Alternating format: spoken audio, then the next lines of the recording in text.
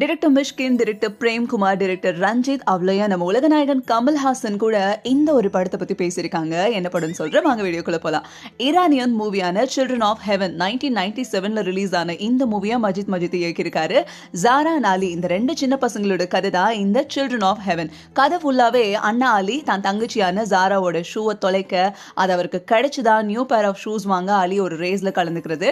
அதுல அவங்க வின் பண்ணாங்களா இல்லையா, ஒரு செட் ஆஃப் ஷூஸை வச்சு ஜாரா அலி ஸ்கூலுக்கு போயிட்டு வர போர்ஷன்ஸா இருக்கட்டும், இவங்க ஃபேமிலி எந்த அளவுக்கு ஒரு பாவர்ட்டி லைன்ல இருக்காங்க அப்படிங்கறத காமிச்சதா இருக்கட்டும், அவ்வளோ எமோஷன்ஸை கேரி பண்ணி கொண்டு போயிருப்பாங்க.